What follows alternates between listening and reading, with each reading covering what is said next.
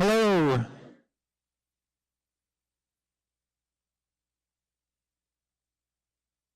All right. Good evening. Welcome to Matter. I'm Stephen Collins. I'm the CEO here, and tonight is the latest edition of Tales from the Trenches, which is a series where we bring entrepreneurs who have been really successful and really talk about how their journey has evolved, some of the companies that they've built, some of the experiences that they've had along the way. There are seats up front, by the way, if anybody standing wants to sit, otherwise don't. So tonight we have Will West coming. He's the CEO of SilverVue, the founder of SilverVue. He is a serial entrepreneur. He's built a number of companies, taken companies public across multiple industries. So one of the interesting things tonight will be some of the shift from home automation and some of the industries that he's operated in and moving into healthcare and what some of that experience has been like. The moderator tonight is a guy named Dave Habiger. Dave has been a founder, started a company called Sonic, grew it, took it public, had an exit. He is now, and sort of after that became a company that became a guy who goes and runs big companies and makes them huge. So he went and took over NDS and then sold it for $5 billion to Cisco. He has done that with other companies. He's on the boards of a variety of public companies, some of them here in Chicago, including Grubhub. He is a senior advisor with Silver Lake and a venture partner with Pritzker Group Venture Capital. And he knows Will because he served on the board of Control4, which is a home automation company that Will founded, started, and took public. So Dave will be asking the questions. We're using a platform called Social QA, so you can go to matter.socialqa.com to ask your questions. Dave will filter through them, and we'll ask them of Will at the appropriate time. And so with that, please welcome Will and Dave. Steve.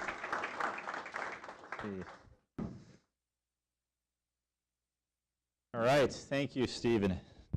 We mic'd up and lights on. Well, thanks everyone. That was a nice intro. I think Stephen undersold Will. Will is really, truly a special person. I'm happy to be interviewing him, and as a friend, I've known him. I don't know how long now. It feels like a long time, but a good decade.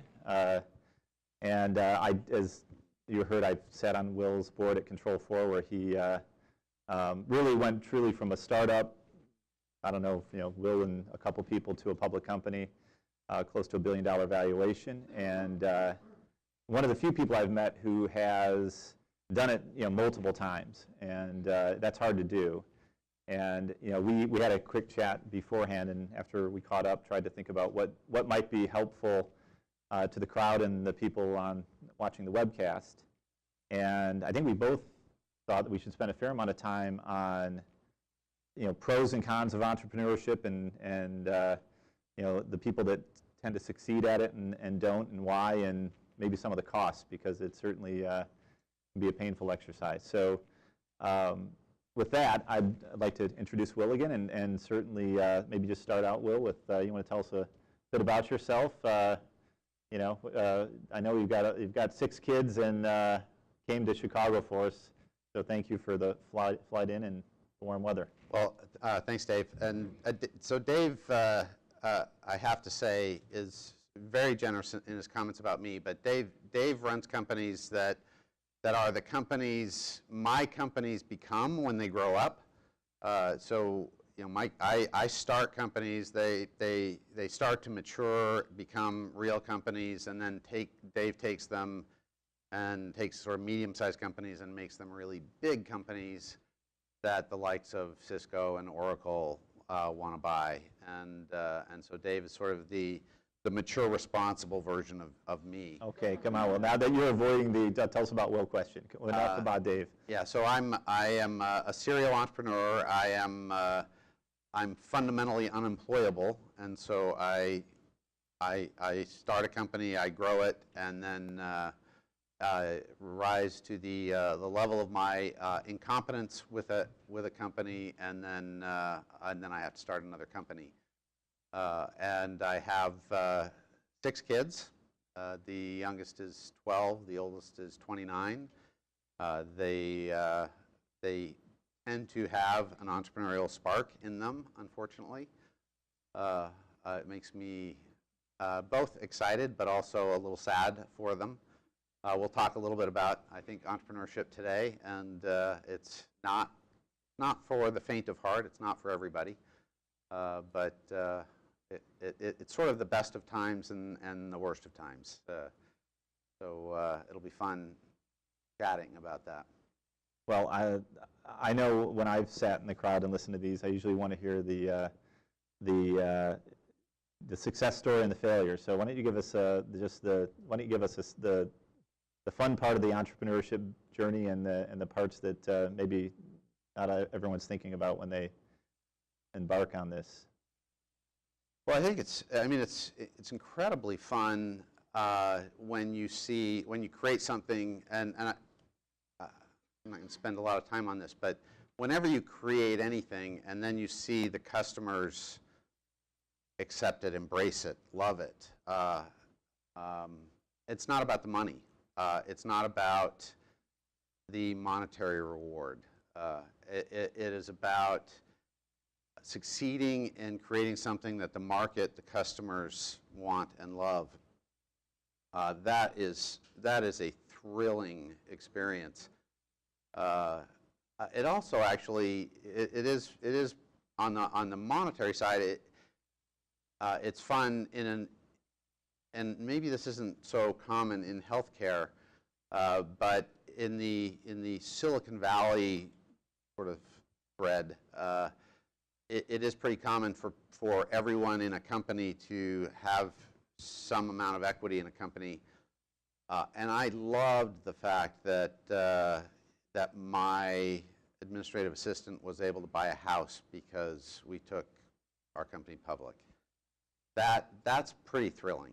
That's rewarding in a way that very little is rewarding in normal business life, and so there are some pretty fabulous things that can happen in building successful companies. The flip side, we're talking about sort of best of times, worst of times. The flip side is, I ran a company called iBAHN. Those of you that have traveled with laptops have used our service at some time. Well, maybe if you're, you've used our service. We started a company called iBAHN. It was for many years the worldwide leader in broadband services for business travelers. We were in all the Marriott-related properties, most of the Hilton-related properties. We're in thousands of hotels around the world. When 9/11 happened, that was difficult, to say the least. All of our revenue was dependent on business travel. And we had just gone through the dot-com fun. And then 9/11 happened, and business travel shut down for a few months. So it wasn't just the tragedy. We all remember the tragedy as a nation, but from a business perspective, it was 3 months of nothing for our business. And we were rolling out at a very aggressive pace, and 2 weeks before Christmas, we had to lay off roughly 250 people. And that wasn't just 250 people, it was 250 families that were being laid off 2 weeks before Christmas. And I'm not a high stress kind of guy, but that was cold sweats in the middle of the night. And in a small company, you don't have, it's not Cisco laying off people with a year's salary, and these are you're either lay them off or you're out of business in that's very close to the heart. And when you start a company, you don't own the company owns you, and so. Do you have VCs at that point, or was that self-funded? VCs, yeah. So which we're going to take. That's a whole other. I was going to say one thing. One question I get a lot is the, how do I raise money? Who should I take money from? I think Yeah. that's a black box for a lot of entrepreneurs. So to redirect you a little bit, I'd love to get how do you do it? What's the process? How do you spot the good ones from the bad ones? What's the right fit? Yeah. Yeah, I mean, so often people talk about good money, not good money. So often you don't really have a choice. I mean, people will tell you, go find good money. And the reality is you just go find money, wherever you can find it. But there really is a difference between good money and not so good money. Sometimes there is, well, it's really important to understand the motivations behind the money. And there's VCs who have specific interests, whether it's due to their fund life and the interest driving them there, or strategic investors who have specific needs. My first home automation company, we had a strategic investor who invested in us. We were very high growth, and they had just gone public. The public analysts were actually starting to visit us in Salt Lake, even though they were headquartered somewhere else. And that didn't sit very well with the management. And so every quarter, right immediately following their board meetings, things got uncomfortable because they would want all international rights to our solution, or all commercial rights to our technology, or with no compensation.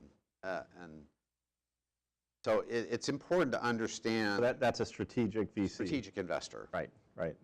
So it's important to understand the motivations behind the money and what's driving them. So strategic's not better or worse, just depends on Right. the dynamic. That's right. Right. Strategic. I know one story that fabulous. if I can pull out. I know if you're comfortable, you have to change some names Yeah. But good news is most VCs are ethical, good people trying to do the right thing. But I know one example of a prior company where you had a self-interest VC, and might be, I mean, if you're comfortable sharing, I think it's an interesting one that as people think through, how do I fund, what do I fund, what am I looking for, that's one I wouldn't have thought about if I took that capital. Right. So you're referring to the time we had a company who had an offer from one of the largest Silicon Valley technology. We had a situation where we had a prime opportunity for a bidding war with one of our companies between Intel and Cisco, and we had a written offer, and one of our investors had a fund that was at the end of its life, and this particular investor was the fund life had expired, and so there was no longer any compensation for the general partner, and so they had negotiated with the LPs to manage the remaining investments.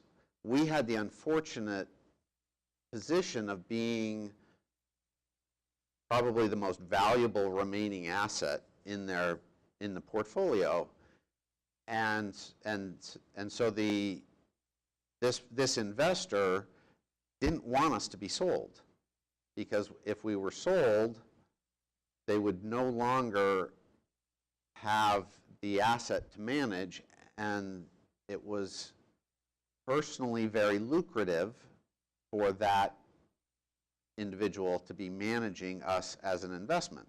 As many of you know, the venture capital industry, particularly through, say, 2008, most of the money was made in management fee, not in carry, right? Not in the return, but in the management fee. And that's a sad state of affairs, but it is actually many venture capital companies made their money.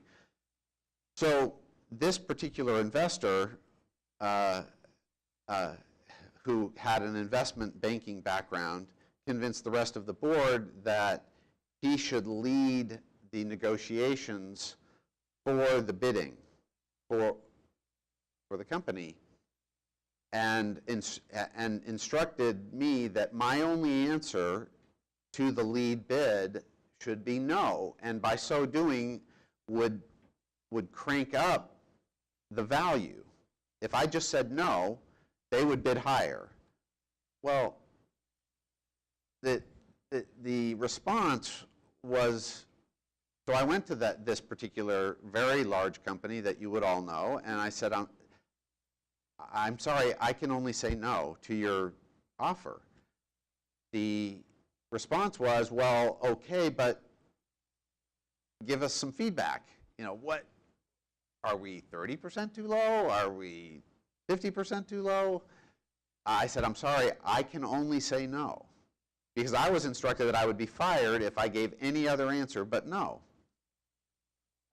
And so that offer just went away, which is exactly what was intended. And this person maintained their $1 million salary because we stayed as an asset in the portfolio, right? And we lost what would have been hundreds of millions of dollars as an offer for our company. Good news, they're not around anymore, and so there is a... Good news is that there was a very good outcome for the company. There's some attrition with some of the bad actors. That individual was eventually fired by their LPs, but we didn't find out the situation until months later, and so it was too late to recover the offer. You've got your VC capital, you've got your strategic, you've got your friends and family. Have you done any friends and family? I actually don't know. Oh, in the early days? Yeah. I mean, you know, in the early days, you get 5,000, 10,000, 20,000. How would you structure that? And I don't know the answer, because I was speaking with someone an hour and a half ago, 2 hours ago, about, you know, they have some friends and family capital, and now they're going out for their seed round. And how you structure that, you know, is there anything you do differently in the friends and family structure so that you can attract the venture? You know, now this person's ready for some venture capital, and straightforward having the friends and family, would you have structured it differently so you don't scare off the VC capital? Well, I mean, first of all, you do anything you can do, anything you have to do.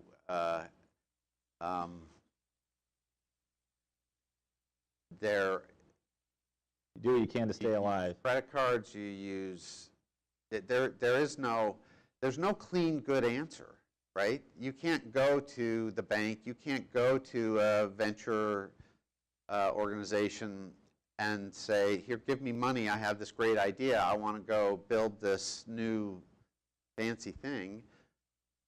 If you don't have capital to start with, you've got to find a way to get it done by hook or by crook to get it started.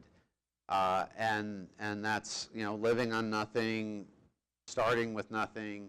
I started, you know, the first venture-related thing that I did by borrowing money from a high school friend and my dad and credit cards, and it was ugly and it was scary, and all we managed to do was pay friends back, and I was so grateful that we were able to do that.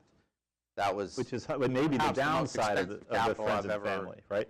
The downside of friends and family is when you can't. I mean, I've seen that where, you know, you're trying to launch the thing, and you've got your aunts and uncles and relatives, and it probably keeps you pushing on and knocking down the walls. And that's scary. That's scary capital for sure. I know you've taught and spoken at different entrepreneurial programs and universities and stuff, but when you see the successful entrepreneurs and the ones who maybe weren't or shouldn't, you know, is there I mean, who should be and who shouldn't be? I mean, there are certain folks who maybe it's not a good idea. Yeah. a lot of people, it's not a good idea. I mean, when I speak to groups about entrepreneurship, I generally start by saying, how would you define an entrepreneur? And people, you know, they'll raise their hands, students will raise their hands, and they'll say, oh, they're aggressive, they're smart, they're confident, they're, you know, you know, well, what about arrogant, or, you know, boneheaded, or, I mean, because really the one common thread with entrepreneurs that are successful and the ones that are not, you read all the literature. The thing that sort of is consistent is that the ones that are successful don't give up. They sink their teeth into it, and even though the world is going to tell you you can't do it, you're gonna fail, is the ones who are successful sunk their teeth into it and kept going anyway. They're not necessarily smarter. I mean, sometimes they are. It certainly increases. Yeah, I mean, case in point. It helps, I think. I hope. I hope that I can use some smarts. I hope that I have some smarts that help me. But maybe I just try harder. Maybe I just don't let go, and that's why I've had some success. I'm pretty sure that luck plays a part, but if you're not ready to just get bludgeoned, if you're not ready to have some really painful things happen, if you're not ready for some sleepless nights, if you're a high-stress person to begin with, whoosh, you know, seriously, give it some thought. Because I had a professor in business school look at us and say that he said 4 out of 5 businesses will fail in the first 5 years. That's not the case with this group because you guys are smart, you know, all that sort of stuff. But you'll pay a price. You'll pay a domestic price. He was on his 3rd marriage, and I thought, I'll be fine. That's why you have 6 kids. Yeah. There's only 1 wife, as far as I know. 1 wife, yeah. Okay. As far as I know, there was something I didn't, you know, 7 divorces in there, and now it all makes. But Dave was saying, just before we walked in here, that he has some friends who have a hard time keeping work-life balance, and it's a topic I don't actually want to talk about very long because I will get emotional, because I have a really hard time with it. And stress comes in. You own it. It weighs on you like a ton of bricks, and it's really hard not to let it creep in and affect the rest of your life. And if you are a high stress person to begin with, I think you should run away. I do. Life's too short. I think that's why you see a lot of young entrepreneurs too. I mean, at some point, you know, they're not watching the football game. They're not. It's just nothing but that vision, and even then, there's a good chance that you're not going to get there. Yeah, the work-life balance is. I think people think, oh, as an entrepreneur, because you're the boss, you get to, and what you quickly realize, unless you're on a rocket ship, you probably, it owns you, and more importantly, the 20 people that all are also, join the vision and probably aren't getting paid what they would get paid if they went to work for Allstate or some other normal company. And it then becomes less about, oh, gee, I'm going to have this interesting, but they own you too, because you realize that you're laying off 250 people out and you can't control it. and you're in this weird box. And I do think it's they're there because of you, right? The people who join an entrepreneurial company, they're not there because you offered them the biggest salary that they can get in the market. They're not there. They're there because you painted a vision, you helped create this environment, and you owe them just as much as you owe the investors who put their money in. And you have this huge obligation to everybody in every part of your life.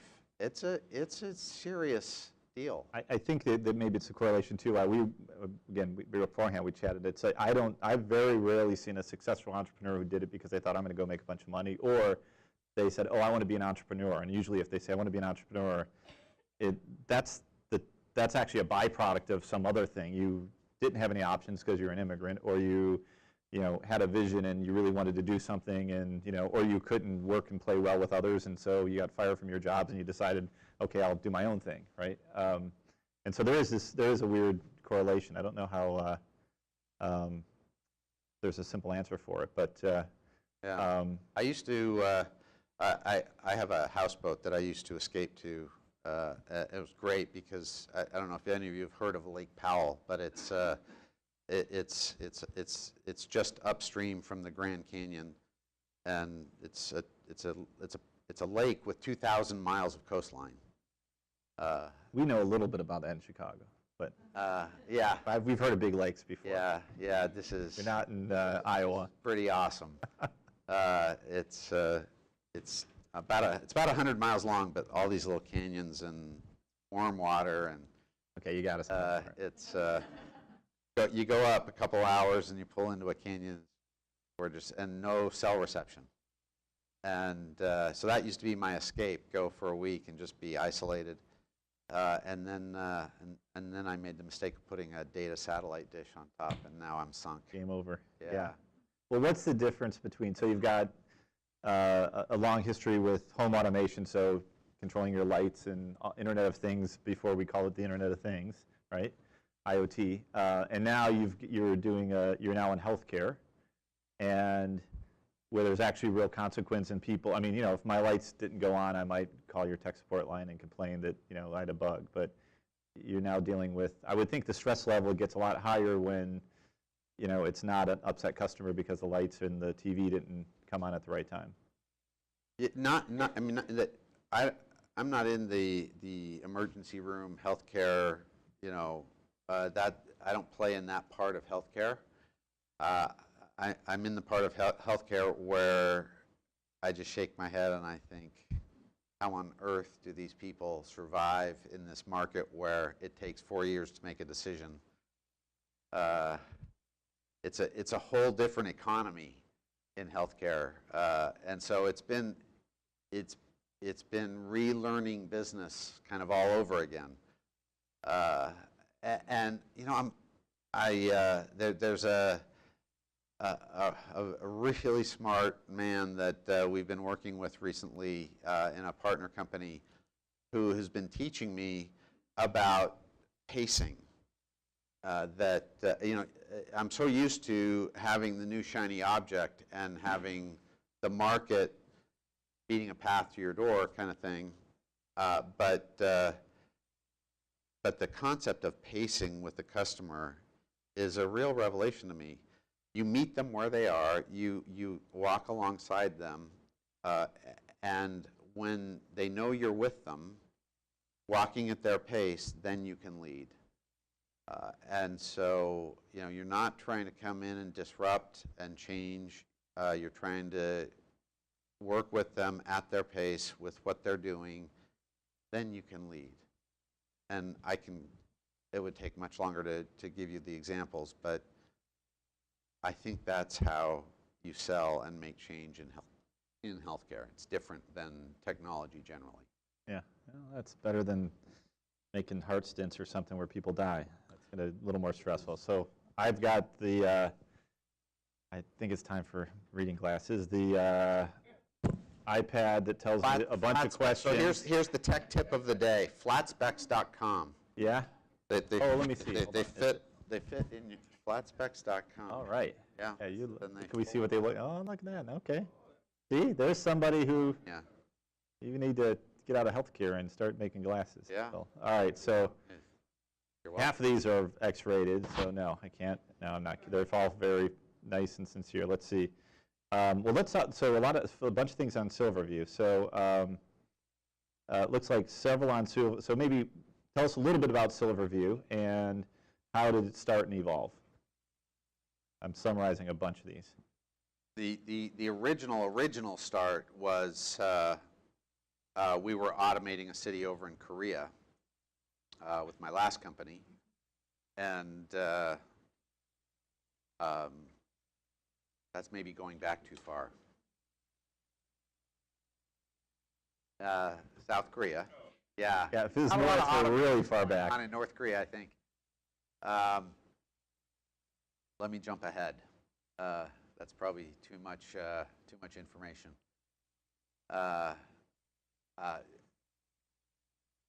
SilverVue, we have a solution that allows patients to make informed choices about their post-acute service. So there's a 35 to 40% chance that when you're leaving a hospital that you need some form of post-acute care, whether that's home health or dialysis or infusion therapy or skilled nursing facility or something like that.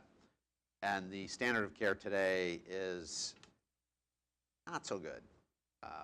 A case manager will come into your hospital room and in so many cases help you make a choice that is less than optimal. And we provide a tablet that allows the case manager and the patient to make a much more informed choice about their post-acute service.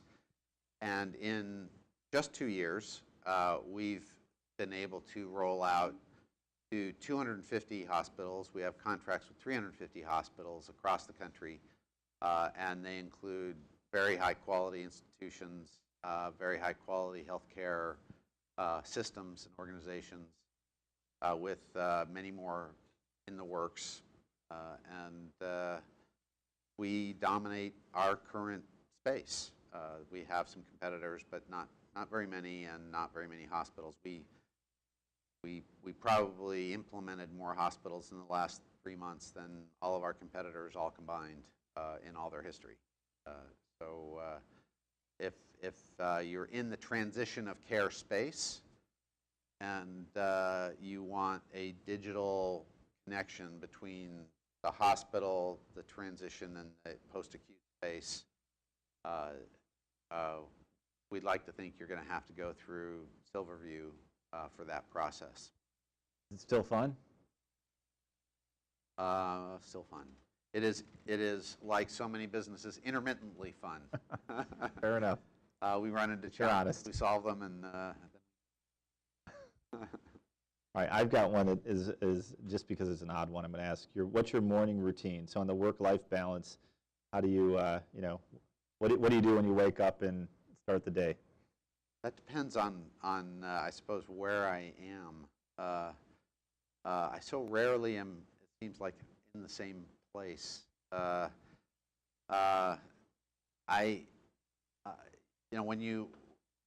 I have a room in my home that is filled with exercise equipment, but I've slept in the last week. I've slept in my bed once, and I've slept in different hotels most nights, and so you don't have the luxury of a standard kind of routine. And Some email there when you wake up, I'm guessing. yeah. I mean, tomorrow morning, I'll be off to the airport at 5 a.m. And so So why'd you do this one? So you got a bunch of successful ones, and you woke up and said, "I'm going to do another one." What was the driver?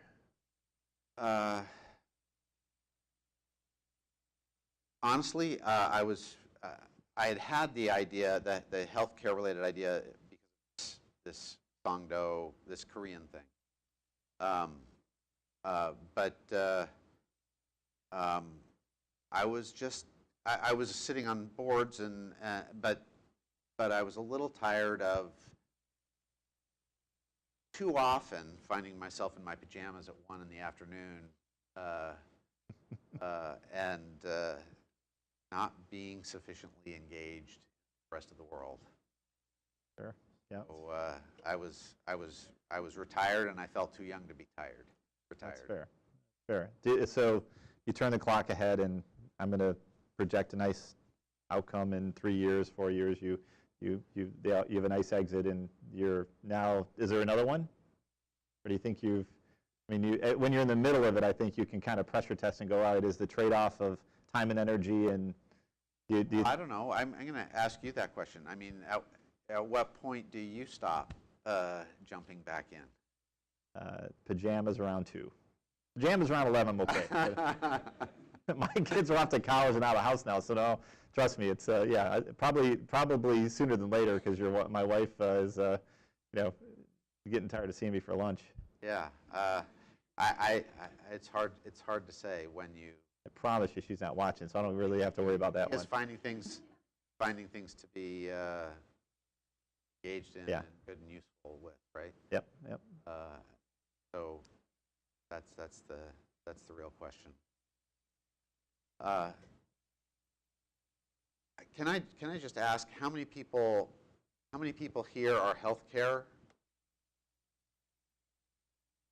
Most everybody. And how many people are entrepreneurs? Not everybody. Okay. We focus way too much on entrepreneurship.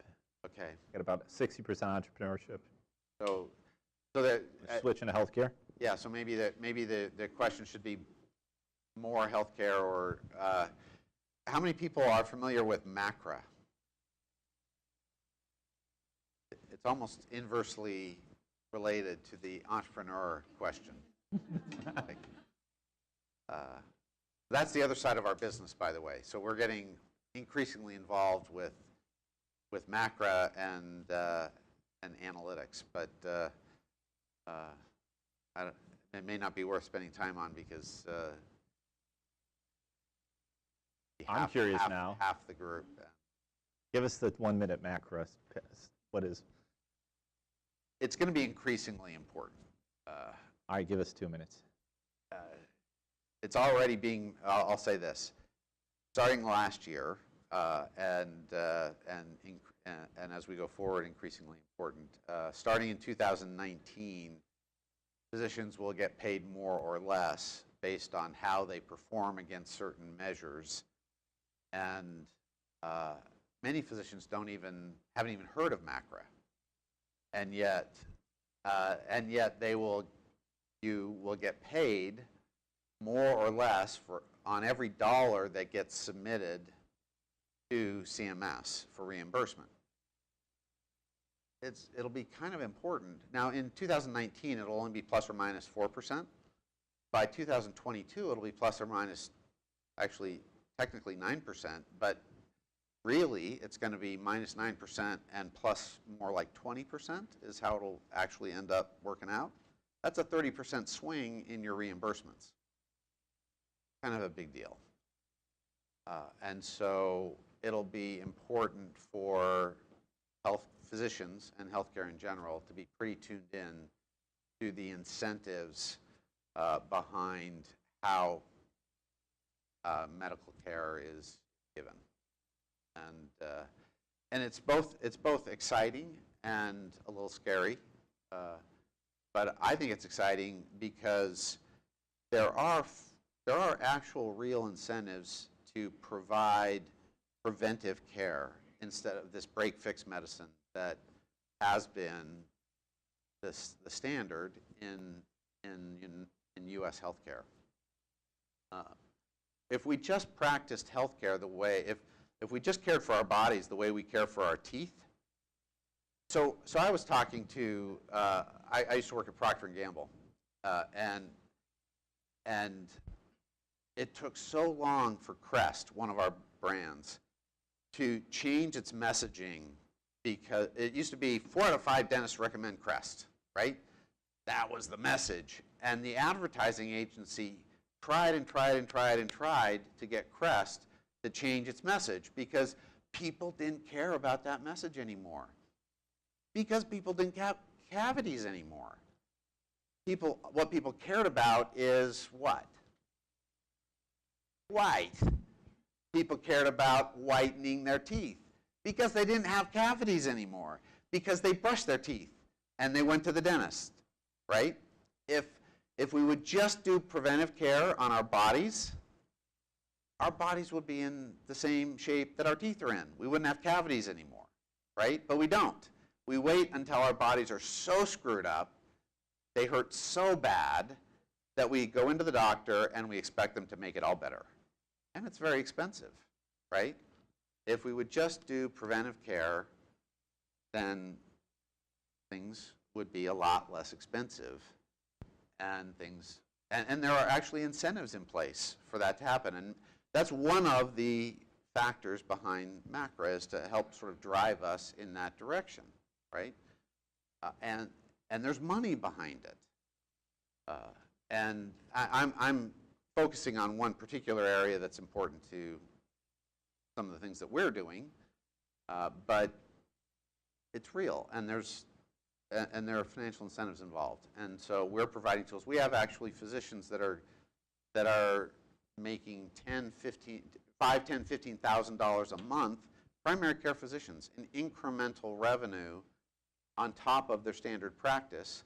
That's a big deal for a primary care physician who's struggling to make ends meet in his or her practice in today's world. And well, you've got on that thought, you've been able to do a pretty good job about predicting where things are going in your entrepreneurial roles and businesses.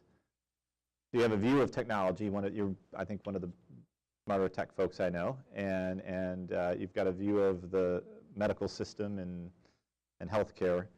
If you had to make a prediction 5 years from now, far enough out that we wouldn't have to hold you to it, but what is 5 years from now is like one sales cycle. That's a tough business. Okay. Okay, 10 years from now, so 2 sales cycles. What does healthcare look like? And again, given that you kind of get to see the inside path, and you're working with these facilities and and healthcare in general. Yeah, I mean, honestly, I wouldn't pretend to answer that with a great deal of intelligence. I can't see that far ahead. I can see a few years out. I can see through the 2019 to 2022 ramp in MACRA and what the regulations are defining is going to happen. And even then, there's going to be a lot of variability, a lot of change in the regulations, because as I was saying in a roundtable earlier, CMS likes to define the rules, and then they'll tell you what they really meant after the fact. So I don't know. I mean, I think I have a pretty good view as to how the next few years are going to play out and how important certain factors are going to be on the regulatory front. But I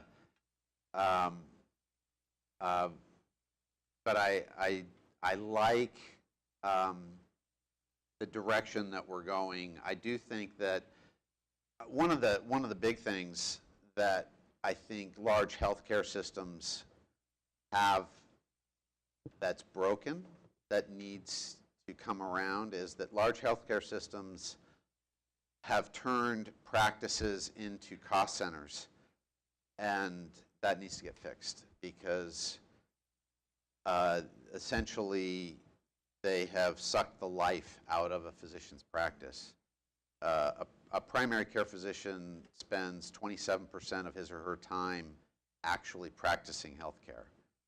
They spend the rest of it doing paperwork and desk work, because there's this belief that they can't hire support staff because that's added cost into the practice. And that's screwed up thinking. They don't see it as a revenue generator, because that that's generating cost, and it's wrong. That's the wrong way to think about it. It's performing health care, and introducing support staff actually is making that doctor a lot more efficient in the practice of health care. And I think the economics are going to break that mentality, and we'll start to see that over the next 5 years. Got it. Which I could be more specific about, but take too much. I got my 5-minute warning, so I'm going to give you one last one on. There's a bunch of things on payments, so to the extent you're comfortable, and maybe there's some blockchain, webcasts that we're tapped into as well here, but are major players ahead or behind CMS on value-based, MACRA-oriented payment strategies? Well, they generally follow, right? I mean, again, I'm probably most of you in the room have more time in healthcare than I do, but I think what we are seeing, have seen, is that they tend to follow. CMS, drives a lot of change, and they're going to follow a lot of the MACRA rules as well. And HEDIS, and there will be similar rules that will be mimicked in the private care, the PPO world. So the market will start to standardize around preventive care. So yeah, follow is the short answer. Good. Well, the whitening teeth are coming as well, and I'm going to thank Will for his time. Thanks for everyone for joining, and we'll be happy to chat. Thank you. Bill, thank you.